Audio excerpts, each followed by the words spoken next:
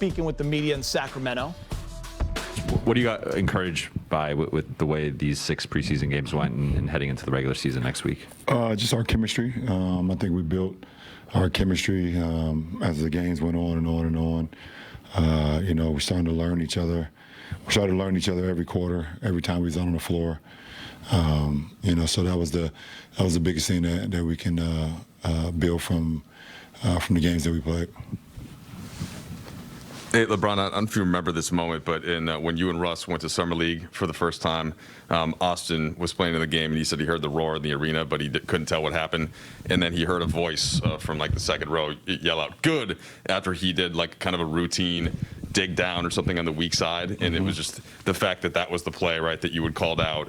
You were watching, and he then put it together once he got to the bench. Do you remember that? And does a little moment like that tell you something about him or something about you? Absolutely. I do remember that. And, he was the back line of the defense, and the shot went up, and it was his obligation and his job to crash down on the big, either for a block out or if the ball was going to another place on the floor. But, just seeing that IQ from him, from a rookie, and knowing that he was a guy that we drafted, I was like, okay, that was a winning play. So, like I said the other day, the kid is pretty good, and we're happy to have him here.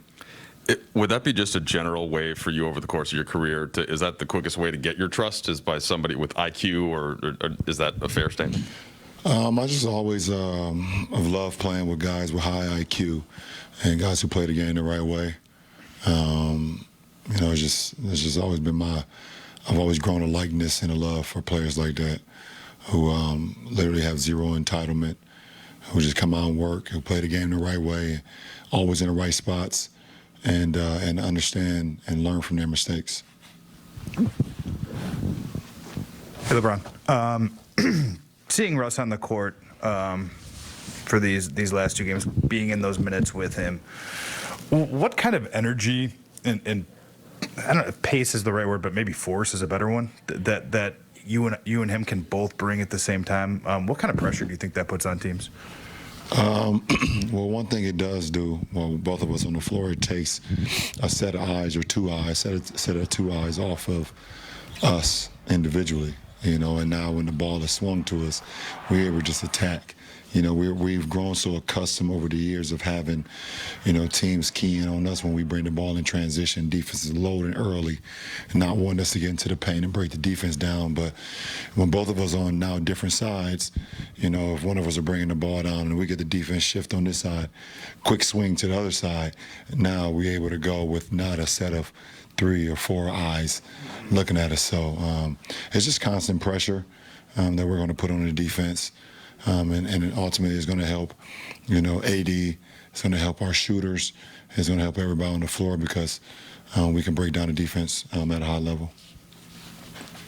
Kyle? AD was talking about how in film sessions you guys have studied how chaos is playing a role in what you guys do, I guess, offensively.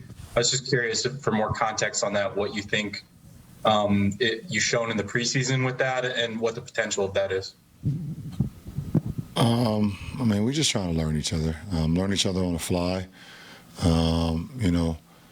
fast track, how we can come together but not shortcut the process at the same time. So that's the main objective for our ball club, and we want to continue to do that every day. We get an opportunity tomorrow once again to learn some of the things that we did well from tonight, some of the things that we didn't do so well, and how we learn from that going into the next few days. So I look forward to that. Dave? LeBron, I got off the court question for you. The business news today that you guys shared with Spring Hill in terms of bringing in some new partners as investors, and them being, or several of them being, companies that you have long-standing relationships with. One, what's the meaning for you about that announcement? Like, what did that cause you to reflect on today? And 2, does that have any sort of parallel to the fact that you would bring in companies to another company that you founded to be partners? Does that have any reflection or parallel to the way you kind of have approached basketball? Because you've had, dating back to St. Vincent St. Mary's days, you seem to share your success with your teammates, and that's been kind of how you've continued throughout the game. Well, I think the announcement today, was it was a huge announcement for our company. Obviously, for all 141 employees that we have, it's a big moment for all of them, for all of us, and I think I'm excited to be the leader of 141 employees at Spring Hill. We preach diversity every single day. We empower diversity. We empower our people, in our building, and we want to continue to do that. And the byproduct of that is being able to create great content, create, great, things for people that people like and that people want to be a part of. And that's what happened today. Being able to have partners that joined us, that want to be a part of the future with us, was a byproduct of how we empower our employees every single day and how they give back to us with their unbelievable minds, beautiful minds. So for myself and for Maverick and, for Randy, for Rich, when we started this thing over 2 decades ago, I guess, it was a lot of people who, and the majority, who believed that we would fail, said that I was making a huge mistake by, bringing in my friends to run the business side of what we wanted to do.